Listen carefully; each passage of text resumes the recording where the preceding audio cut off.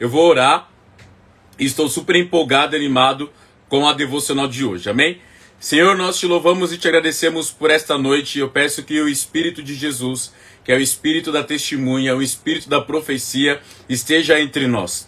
Pai, eu quero pedir que o Espírito Santo venha abrir o nosso entendimento profético e bíblico sobre o que o Senhor tem a respeito deste assunto, Pai. Que possamos estar na mesma mesa com Jesus, recebendo do Espírito da profecia, para falar conosco, para desvendar os segredos dos céus a respeito da dimensão profética, Pai. Pai, eu peço que o Senhor cele a nossa casa, os nossos meios de comunicação com o sangue de Jesus e que nada venha, Pai, interferir a nossa comunhão e a nossa devocional de hoje, em nome de Jesus. Amém. Amém? Então, bora falar sobre a profecia. Vamos abrir, eu gostaria que você abrisse comigo Joel capítulo 2, versículo 28. Eu vou desligar aqui rapidinho. Joel capítulo 2, versículo 28. Joel capítulo 2, versículo 28.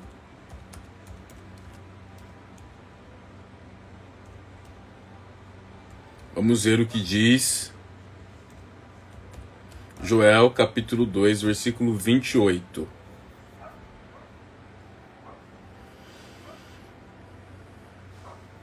Joel 2, 28. Diz assim: E acontecerá depois que derramarei o meu espírito sobre toda a carne, vossos filhos e vossas filhas profetizarão, vossos velhos sonharão e vossos jovens terão visões. Então aqui Deus está falando para Joel, na verdade ele está trazendo uma profecia no tempo apostólico, para o tempo apostólico, de que haveria um derramar do Espírito de Deus sobre toda a carne. Então o Espírito de Deus, ele não é exclusivo da igreja, o Espírito de Deus é sobre toda a carne. Mas só recebem o Espírito de Deus aqueles que nasceram de novo, não é? Podem ouvir o Espírito, podem caminhar no Espírito e podem compreender o Espírito apenas as pessoas que nasceram de novo.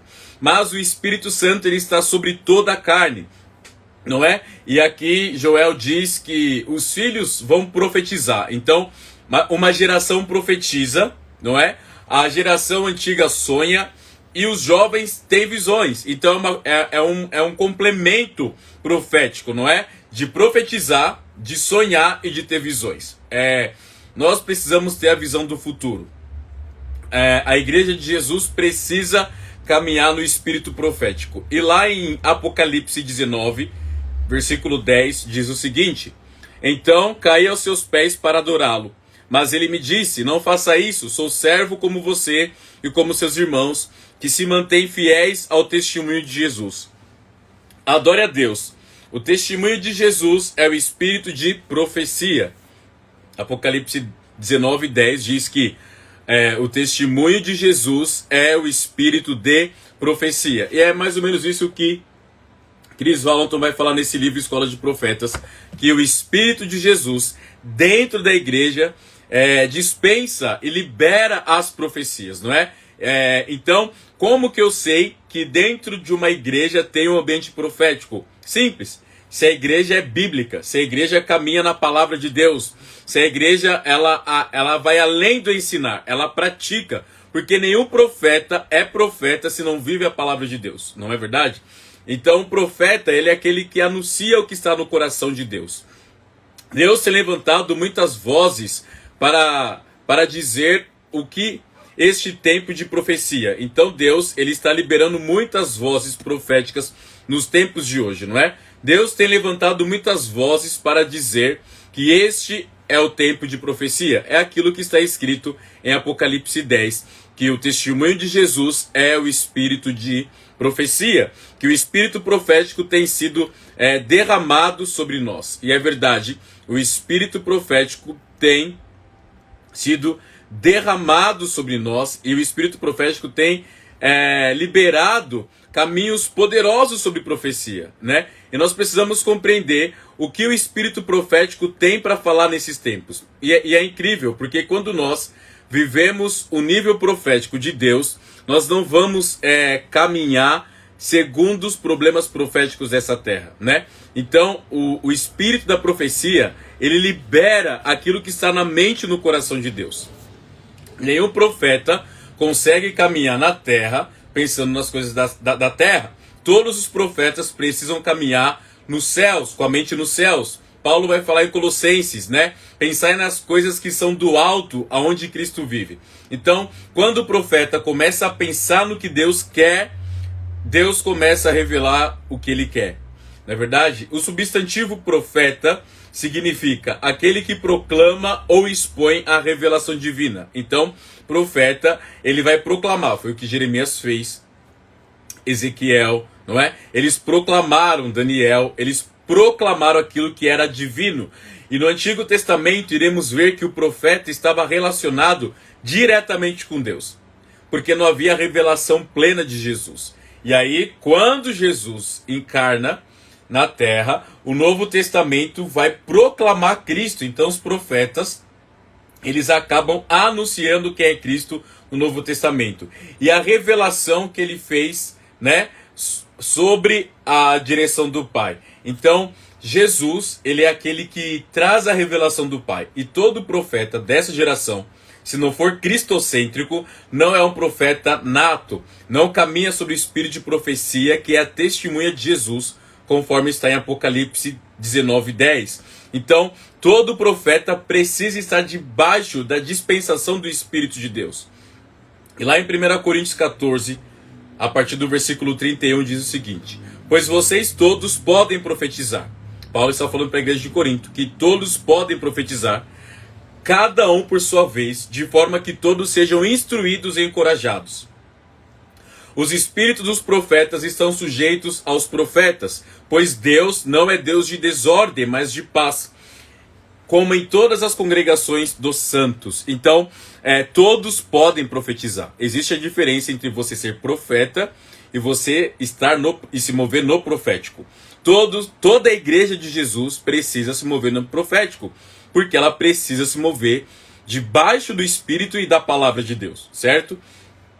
E também, dentro da igreja onde todos profetizam, precisa haver ordem, porque toda profecia precisa ser provada, não é? Nós não devemos provar o profeta, mas sim a profecia. Toda profecia, seja visão, seja sonho, precisa ser provada por um conselho profético. Então, a igreja saudável, ela tem um conselho profético bíblico, um conselho profético que está debaixo do governo do Espírito e da palavra de Deus para direcionar a igreja, não é? Então, a profecia, ela é o quê? É ouvir a Deus e anunciar os seus planos. A profecia é você ouvir o que Deus fará e anunciar o que ele vai fazer de acordo com a palavra dele. Tudo está aqui. Tudo está na palavra. Nada profético pode fugir da palavra. Tudo tem que estar debaixo da palavra. E Jesus, ele foi a palavra encarnada. Por isso que todos os profetas dessa geração precisam caminhar com Jesus, porque Jesus conhece o Pai. E Jesus disse: eu sou o caminho, a verdade e a vida. Ninguém vai ao Pai se não for por mim, não é verdade? Então a profecia, ela é ouvir a Deus e anunciar os seus planos, pensamentos e projetos. A profecia anuncia os pensamentos e os projetos de Deus, certo? E declara o que está no coração dele. Um exemplo foi que uma vez eu estava conversando com um grupo de amigos, estava numa oração, e aí o Senhor me mostrou uma porta, e eu falei para esse meu amigo: olha, Deus está mostrando uma porta e você vai começar a trabalhar em tal lugar. E aí esse meu amigo ficou meio resistente, porque ele tinha resistência num certo lugar, e aí o Senhor promoveu ele dentro desse lugar, não é? Ele entrou dentro deste lugar e ele está vivendo coisas grandes que ele nunca imaginou. E é aquilo que a palavra de Deus diz em Coríntios: aquilo que os olhos não viram, ouvidos não ouviram e nem subiu ao coração do homem, é o que Deus preparou e reservou para aqueles que o amam.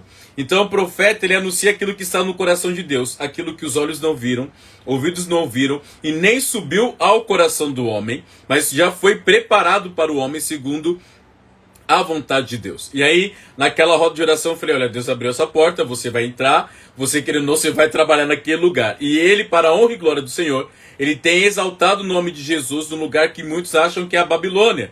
E Deus, ele levantou um profeta dentro da Babilônia, que foi Daniel.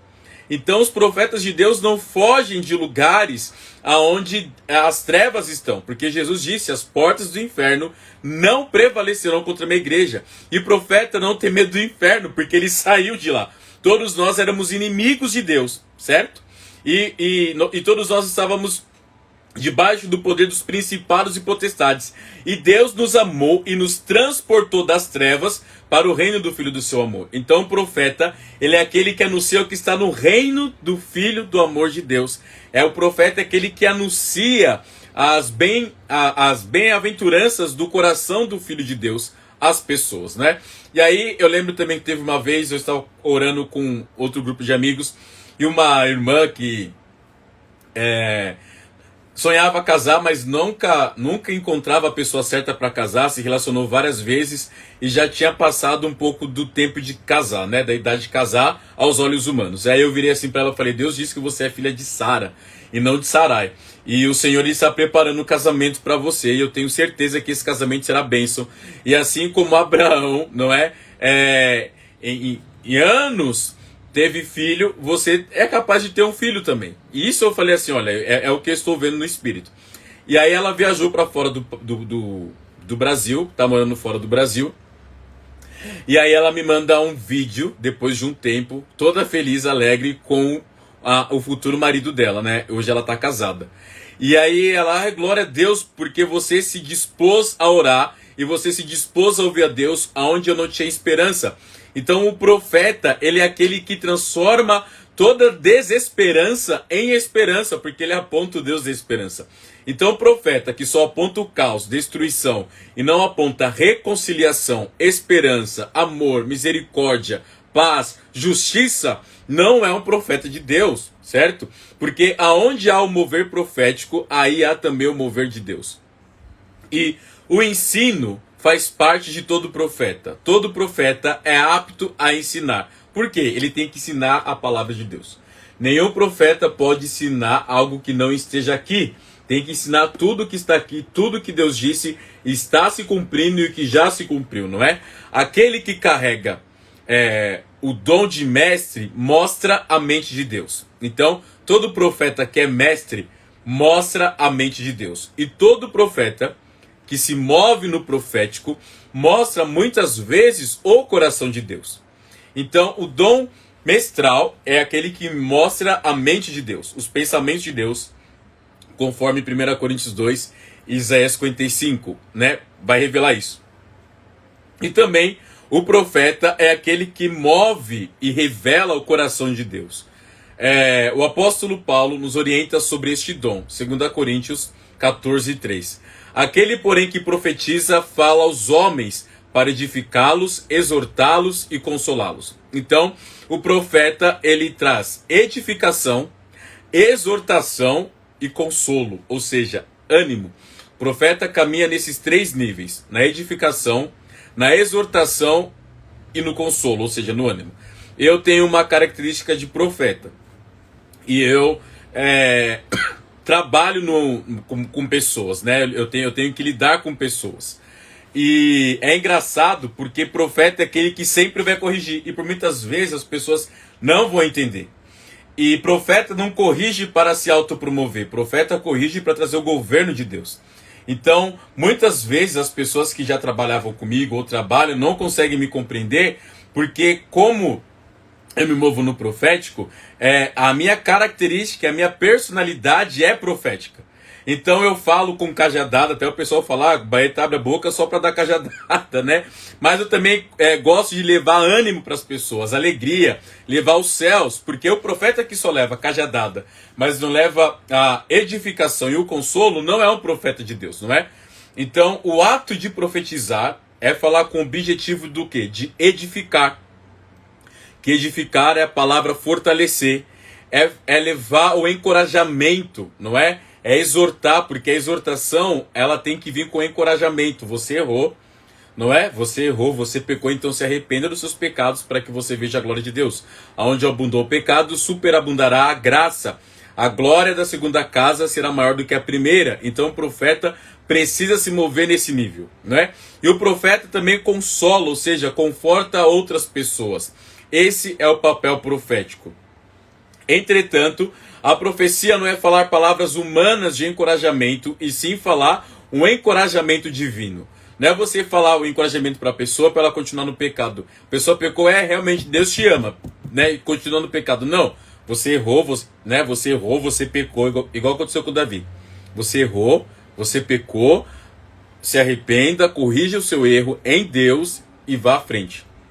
Profeta que fica bajulando pecadores, o seu destino é o inferno. Agora, profetas que exortam os pecadores para a glória de Deus e os transforma na imagem e semelhança de Deus através do Espírito Santo, esse profeta está anunciando o trabalho de Cristo, que é o quê? Trazer graça para a transformação. Profetizar é ouvir de Deus e falar aos homens. Então, o profeta é aquele que tem o ouvido na boca de Deus, o coração na boca de Deus e a mente na boca de Deus, e anuncia o que está no coração de Deus, não é? Nos momentos de crise, calamidade, escândalos, problemas, dificuldades, é o tempo que mais necessitamos a ouvir Deus e a sua palavra profética. Nos momentos de crise, calamidade, escândalos, problemas e dificuldades, é o tempo que mais necessitamos ouvir a Deus e a sua palavra profética. Irmãos, eu nunca vi um profeta na Bíblia não estar no meio do caos.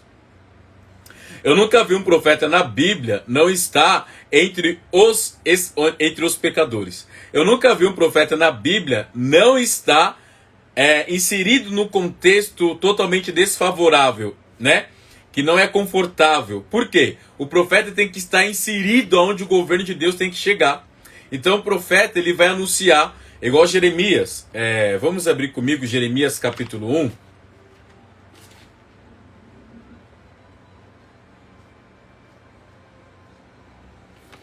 Jeremias capítulo 1.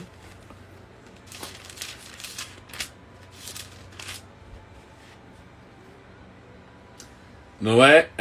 Versículo 5 diz assim: Eu o conheci antes de formá-lo no ventre de sua mãe, antes de você nascer, eu o separei e o nomeei para ser meu profeta às nações. Então eu disse: ó Senhor, não sou capaz de falar em teu nome, sou jovem demais para isso. Aí a palavra de Deus continua. O Senhor respondeu: não diga sou jovem demais, pois você irá onde eu enviar e dirá o que lhe ordenar. E não tenha medo do povo, pois estarei com você e o protegerei. Eu, o Senhor, falei. Então o Senhor estendeu a mão, tocou a minha boca e disse: veja, coloquei minhas palavras em sua boca. Hoje lhe dou autoridade. Então o profeta ele caminha na autoridade, não é? Para enfrentar nações e reinos, para arrancar e derrubar, para destruir e arrasar, para edificar e plantar. Então o profeta ele vai nos lugares e ele enfrenta situações adversas, situações de conflitos, de hostilidade e traz o reino de Deus. Então o profeta muitas vezes ele tem que arrancar raízes, tem que arrancar estruturas malignas para que o reino de Deus venha. Por muitas vezes o profeta tem que derrubar postes ídolos dentro de lugares para que Deus venha. Por muitas vezes o profeta vai ter que destruir e arrasar lugares para que Deus venha plantar e para que Deus venha edificar. Então, se você tem um chamado profético e não é compreendido por ninguém, seja bem-vindo à escola de profetas, porque nenhum profeta foi compreendido, porque ele não vive pensando nas coisas da terra, ele vive pensando nas coisas que são dos céus, onde Cristo vive, não é verdade? Então, o profeta, assim como Jeremias foi colocado entre os falsos profetas, falsos sacerdotes, falsos pastores, e Jeremias foi colocado no lugar para anunciar o juízo de Deus, onde ninguém queria ouvir sobre o juízo de Deus. Então muitas vezes Deus vai te dar uma palavra profética, que vai ser para arrancar, vai ser para derrubar, mas vai futuramente edificar e plantar, não é? Então você tem que seguir a palavra de Deus. A palavra profética que vem da parte de Deus, tem como objetivo a edificação. Foi o que nós lemos em Jeremias. A exortação e a consolação. Jeremias ele foi um profeta chorão, não é verdade? Então, diversas vezes ele estava chorando. Estava sendo consolado pelo Espírito de Deus. Profeta, eu quero falar para você, quem te consola é o Espírito de Deus. Não fique procurando consolo de homens, consolo de pessoas. Busque o consolo de Deus, porque é a Ele que você deve a sua vida, não é? Se o profeta ou a palavra profética não estiver esses elementos de edificação, exortação e consolação, podemos dizer que não seria exatamente profecia, não é? E aí, em Abacuque 2, versículo 2, diz o seguinte: escreve a visão e torna bem legível sobre tábuas, para que a possa ler quem passa correndo, porque a visão é ainda para o tempo determinado, mas se apressa para o fim, e não enganará.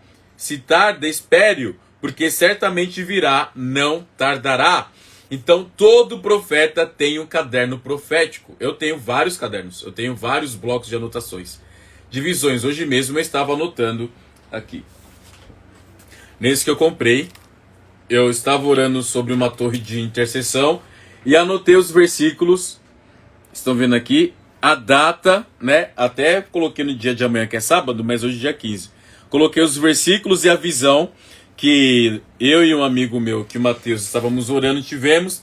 Então eu coloquei a visão de Deus, eu coloquei as visões que nós tivemos, o entendimento bíblico da visão que nós tivemos, e colocamos o que Deus estava nos apontando através dessa visão. Então todo profeta precisa ter um caderno para anotar as visões, as bases bíblicas, históricas e contextos da época que a profecia foi trazida, e também entender como aplicar essa profecia nos dias de hoje. Então, aqui eu tenho, né? E aí uma das visões que o Mateus teve foi: evangelho simples vai gerar guerra contra o evangelho do espelho da vaidade, que é o que nós estamos vivendo hoje. O evangelho parece da vaidade. Então todo profeta tem que guerrear para o verdadeiro evangelho, não é? Que a palavra de Deus diz que o evangelho é o poder de Deus. Então o profeta, como diz Abacuque, precisa ter um caderno de visões, de sonhos, de discernimento, de palavras proféticas. A minha Bíblia, olha como é a minha Bíblia. Essa é a que está aqui em casa, né? Mas eu gostaria de mostrar para vocês.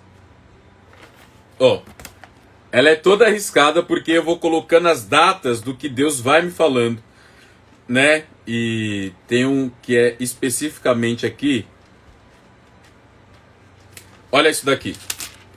Zacarias, né? Do profeta Zacarias. Eu vou anotando e eu vou colocando datas, eu vou colocando discernimentos proféticos, porque o profeta, se não anuncia a Bíblia, ele anuncia a coisa da alma, do coração dele, não é? Então eu anotei aqui, ó, o profeta tem um chamado para convocar o povo ao arrependimento. Foi o que Zacarias estava fazendo na época dele, não é? Aqui. Então todo profeta precisa ter anotações, precisa ter a Bíblia rabiscada, né? Cheia de anotações daquilo que Deus está falando, daquilo que Deus está mostrando, daquilo que está no coração de Deus. Então o profeta precisa sempre escrever, né? À toa que eu sou jornalista, né? Gosto de escrever, gosto de pensar no que Deus está pensando. Toda hora eu fico: ei Deus, o que a gente vai fazer? O que o Senhor tem para hoje? Como vai ser meu dia com o Senhor? Então o profeta é aquele que é animado para passar o dia dele com Deus, não é?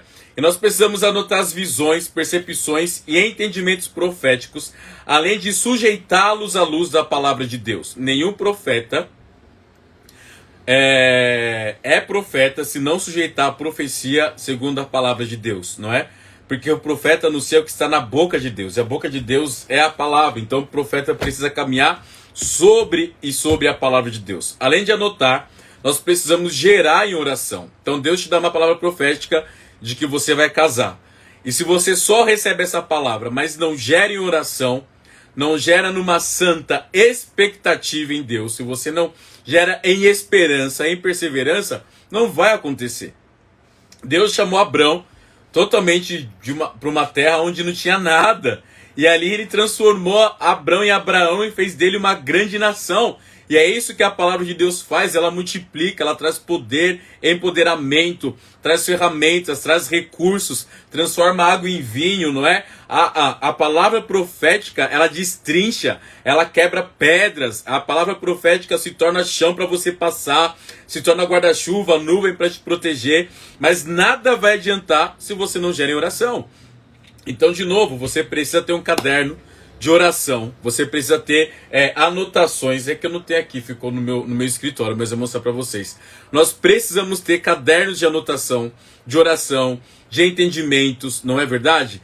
De tudo aquilo que Deus disse. Não adianta nada de falar para você que você vai às nações, se você não gera, se você não busca informações sobre a nação que você vai, se você não estuda a cultura da nação, se você não estuda a língua da nação, se você não sujeita isso aos teus líderes.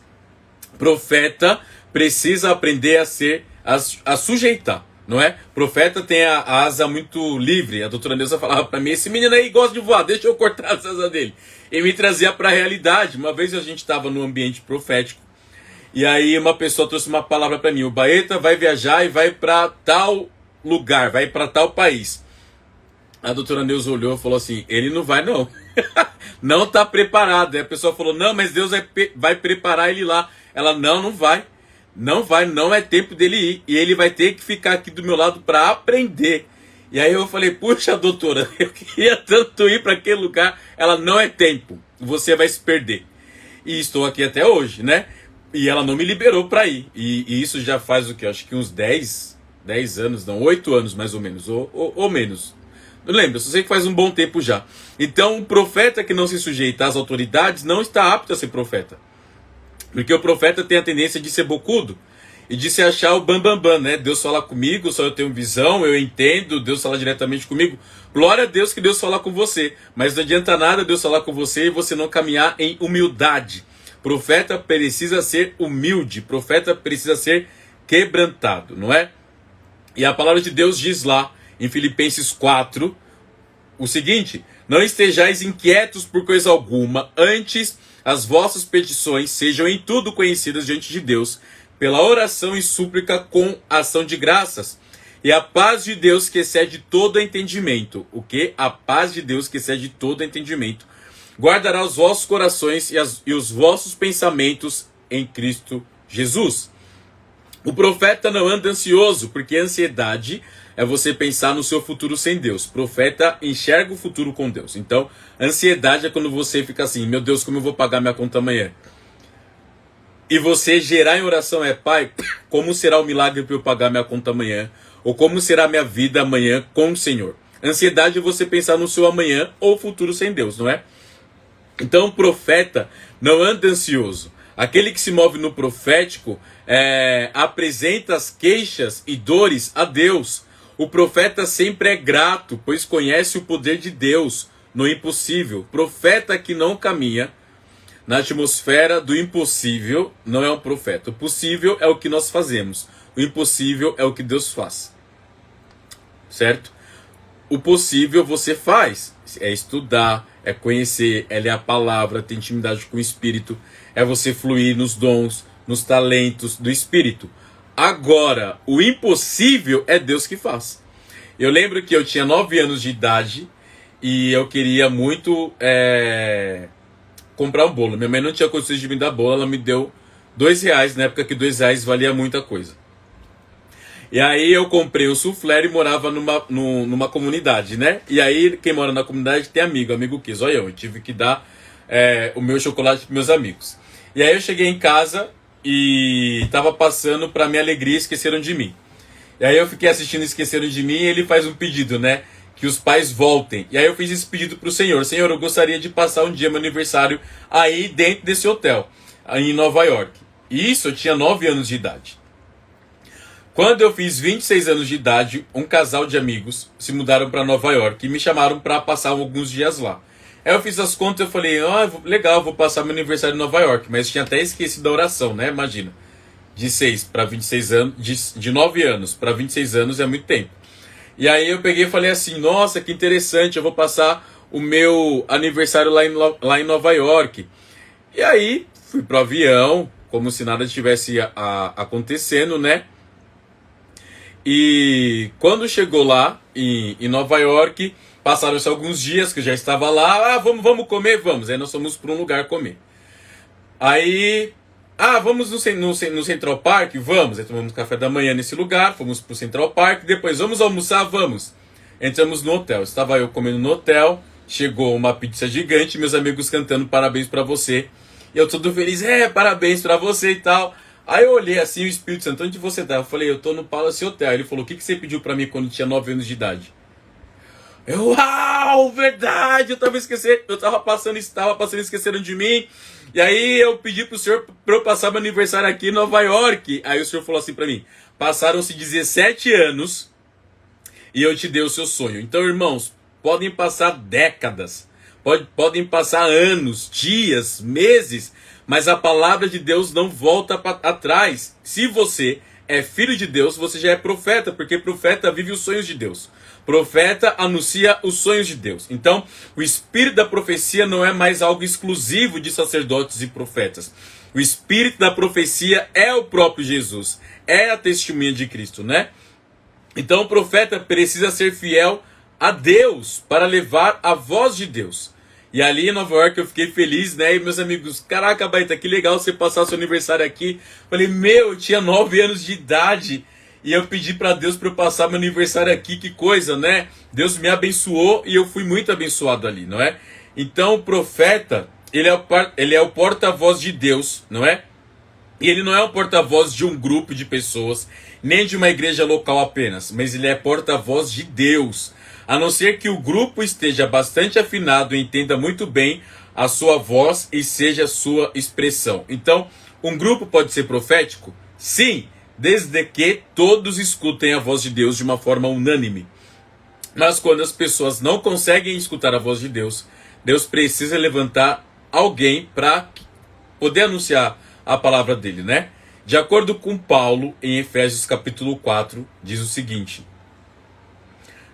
porque Deus dispôs no seu coração os profetas juntamente com outros ministérios. E ele mesmo concedeu uns para apóstolos, outros para profetas, outros para evangelistas e outros para pastores, mestres, com vista ao aperfeiçoamento dos santos para o desempenho do seu serviço. Então, um grupo saudável evangélico é um grupo que caminha no profético, no apostólico, na unção de evangelista, na unção pastoral, na unção mestral, porque vai aperfeiçoar os santos para o desempenho do seu serviço. O serviço de quem? Do Espírito, para a edificação do corpo de Cristo na terra, não é? Até que todos cheguem à unidade da fé e do pleno conhecimento do Filho de Deus. Então, o profeta, ele anuncia o crescimento para o aperfeiçoamento da pessoa parecer com Cristo, que é a vontade de Deus. O profeta terá que ser fiel a Deus, somente a Ele. O profeta precisa ser fiel apenas a Deus. O profeta não é fiel a homens. Aquele que se move no profético não pode ser fiel a homens, tem que ser fiel a Deus.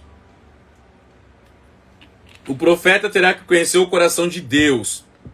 O seu coração é cheio de amor e misericórdia. O coração de Deus é cheio de amor e de misericórdia. Um profeta que só fala tragédias, que só fica revelando pecados, profeta que só fica revelando a vida dos outros sem nenhum fundamento, não é um profeta de Deus, porque falso profeta o mundo está cheio. Agora, o verdadeiro profeta conhece o coração amoroso e misericordioso de Deus. Por isso, mais do que qualquer um, o profeta precisa ser íntimo de Deus. Ele tem que sentir o que Deus sente e sofrer o que Deus sente, o que Deus sofre. John Wesley sofreu o que Deus estava sofrendo. William Wilberforce, na Inglaterra, sofreu o que os filhos de Deus estavam sofrendo. O que foi? A escravidão. William Wilberforce se levantou dentro do parlamento inglês para abolir a escravidão. Ele, com algumas cartas de apoio de John Wesley, de Charles Spurgeon, eles começaram a se levantar contra a escravidão. Eu já falei um pouco sobre isso na minha live a respeito da escravidão, não é? Então, a escravidão ela não acabou por uma intervenção dos homens, ela acabou por uma intervenção de Deus, eu acredito. Porque homens, segundo o coração de Deus, lutaram para o fim da escravidão. Se não fossem esses homens comprometidos com o coração de Deus, a escravidão talvez não teria acabado tão cedo. Então nós temos que dar graças a Deus por esses homens evangélicos empoderados do Espírito e da palavra de Deus, incentivados por Deus, terem ido contra um sistema maligno e corrupto de venda de escravos, não é? E de tráfico humanos. Então eles tiveram que se levantar. E Deus ali abençoou esses homens, né? Como eu falei, William Wilberforce, John Wesley orava muito contra a escravidão. Os moravianos oravam contra a escravidão. Foram mais de 100 anos orando, ao ponto deles se venderem como escravos para libertar os escravos. Então vejam que a escravidão que causou muitas coisas no Brasil, tanto é que o negro hoje, eu estava até conversando com a minha mãe, com a minha irmã, que é difícil tirar uma cidadania, uma segunda cidadania, porque nós viemos de uma geração onde nem sobrenome nós tínhamos direito. Então é difícil o negro hoje, brasileiro, que tenha saído direto de uma linhagem escrava, ter uma segunda cidadania. Mas o senhor falou para mim, pelo menos você tem a cidadania do céu. Eu falei, é verdade. Bora. Tá valendo. Então, homens se levantaram para acabar com essa questão da escravidão, não é? E nós temos que agradecer a Deus, mas foram profetas. Sim, homens profetas. John Wesley foi profeta. William Wilberforce foi profeta. Charles Spurgeon foi profeta. E tantos outros homens de Deus foram profetas. Eles tiveram empoderamento dos céus para acabar com a escravidão. Os moravianos, não é? Então, a essência do ministério profético é ser um amigo especial de Deus. A essência do ministério profético é ser um amigo especial de Deus, não é? Então, qual que é a 15ª arma? Ser amigo de Deus. Ser amigo do Pai. Ser amigo do Pai. Profeta é amigo do Pai. Profeta é aquela pessoa que se tornará confidente do Senhor, aonde o rei vai poder falar, não é? A amizade e a intimidade com o Senhor devem ser a meta primordial e maior dos profetas. Deus procura amigos com quem ele possa compartilhar seus propósitos mais íntimos. E a palavra de Deus, né, Jesus disse lá em João 15:15, não vos chamo mais de servos, porque o servo não sabe o que faz seu patrão, mas vos chamo de amigos, porque vos manifestei tudo que ouvi de meu Pai. Jesus nos chama de amigos, não é? E amigo humano, amigo, eu já tive vários amigos desses que falam mal de você, pessoas que até hoje estão do meu lado, falam mal de mim, mete o pau, né? Se dizem amigos, não, eu sou teu amigo, mas não para de falar mal, não para de questionar as suas ações. Isso não é um amigo verdadeiro. Amigo verdadeiro é Jesus. Amigo verdadeiro é Deus, que nunca vai meter o pau em você, nunca vai falar mal de você, mas sempre vai te encorajar a ser melhor do que você é. Então, Jesus disse, eu não vos chamo mais de servos, eu vos chamo de amigos. E olha só o que diz a palavra de Deus, Jeremias capítulo 15. Jeremias capítulo 15, capítulo 12, desculpa. Jeremias capítulo 12. Jeremias capítulo 12, versículo 5 diz assim: se correr com homens o deixa cansado, como poderá competir com cavalos? Se tropeça e cai em campo aberto, o que fará nas matas junto ao Jordão? Até seus irmãos, membros de sua família, se voltaram contra você, conspiram e se queixam a seu respeito. Não confie neles, mas por mais agradáveis que sejam suas palavras. Olha o que Deus está falando para Jeremias. Até seus irmãos, membros de sua família, se voltaram contra você, conspiram e se queixam a seu respeito. Não confie neles, por mais agradáveis que sejam suas palavras. Jesus, quando foi exortar Pedro, falou, afaste de mim, Satanás, e Pedro estava lado a lado com Jesus. Pedro teve uma revelação do Espírito de que Cristo era o Filho de Deus. Aí Jesus disse, beleza, quem te revelou foi meu Pai. Aí Jesus revelou a identidade de Pedro. Poucos minutos depois, ali que mostra na palavra, né, Jesus disse que teria que padecer e tal. Aí Pedro vira e fala para Jesus, não vai não, Deus é bom, não vai deixar isso acontecer com você. Pedro não estava mentindo, Deus é bom. Aí Jesus vira para Pedro e fala, afaste-te de mim, Satanás, porque você conhece os intentos do coração do homem, mas eu quero e conheço a vontade de Deus. Então, por mais que a pessoa esteja ao seu lado, por muitas vezes ela não vai compreender a vontade de Deus na sua vida, porque vai parecer loucura aos olhos dela. Mas não importa o que essa pessoa está pensando a teu respeito, importa o que Deus já disse para você. Então o profeta, ele não está nem aí que as pessoas falam. Ele cumpre o que está no coração de Deus. Porque quando você morrer, amigos, vocês não vão prestar conta ao homem, você vai prestar conta a Deus. Então, foque naquilo que Deus está falando, não é? E olha só o que diz Tiago, capítulo 2, versículo 23. Assim cumpriu-se esta palavra da Escritura. Abraão creu em Deus, e isto lhe foi computado como justiça, e foi chamado amigo de Deus. Abraão se tornou amigo de Deus porque ele acreditou em Deus. Amigo acredita em outro amigo. Deus acredita em você. Por isso ele deu Jesus. E agora deu o Espírito Santo. E você precisa acreditar em Deus. Então um amigo acredita no outro amigo, não é? E a palavra de Deus em Amós 3,7 diz: com certeza Adonai, o Senhor soberano, não realizará nada sobre a terra sem primeiro revelar os seus desígnios aos seus servos escolhidos, os profetas. Amós 3,7. Deus não faz nada sem antes revelar para os amigos dele, os profetas. E Jesus disse em João 15,15, eu não vos chamo mais de servos, eu chamo vocês de amigos. Então profeta hoje não é mais profeta, é amigo do Pai, não é? Nós precisamos voltar a ter uma intimidade paterna com Deus, onde ele se revela como Pai de amor, não é verdade? O Senhor falava com Moisés, Êxodo 33, versículo 11 diz: o Senhor falava com Moisés face a face, como alguém fala com seu amigo. Moisés era amigo de Deus, não é? Miriam e Arão tentaram falar contra Moisés, pegaram lepra. Moisés teve que interceder por eles. Moisés foi conhecido lá em Números como o homem mais manso da terra. E o que Jesus disse? Aprenda de mim porque eu sou manso e humilde de coração. Então o profeta, ele é amigo de Deus nessa geração. Deus não está procurando apenas profetas. O que te faz profeta é ser amigo de Deus, é ser amigo do Pai, é ser companheiro do noivo. É entender o propósito do amigo para a noiva e você fazer parte da restauração da noiva aqui na terra. Amém? Isso é o propósito do verdadeiro amigo. Abraão foi amigo de Deus porque acreditou em sua palavra. Moisés foi amigo de Deus, pois acreditou em sua palavra. Nós devemos crer na palavra de Deus. Ela não volta para ele vazia. Então você não vai passar carão. Se Deus disse que vai fazer algo na sua vida, creia, não duvide. Você vai passar carão, se empolgar na hora que receber a palavra profética, e aí depois você vai... desculpa, me desviei aqui. Você vai passar carão se na hora você pegar e se empolgar com a palavra profética, certo? E depois desacreditar. Aí você passa carão, porque Deus não vai poder fazer nada por você.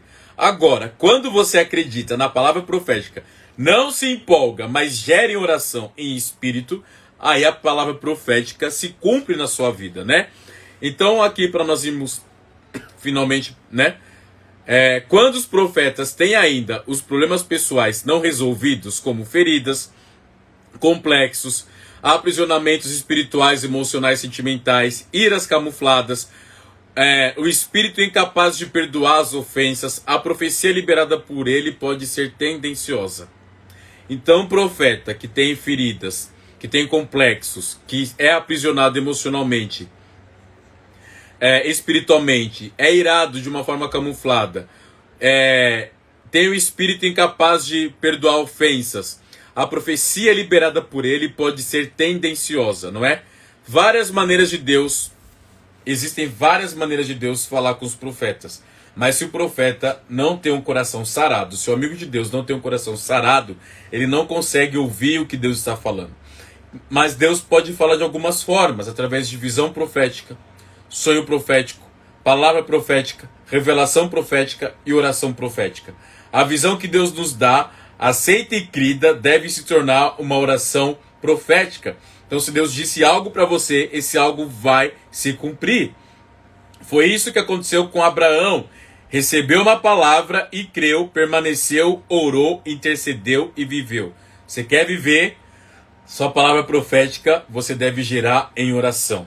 Quando recebemos uma visão, uma palavra profética, uma revelação profética, a nossa tendência é de se alegrar e descansar no que acabamos de ouvir ou de receber. Deus quer fazer de nós seus colaboradores, parceiros e amigos que levem com ele o peso e o fardo da sua missão e do seu propósito.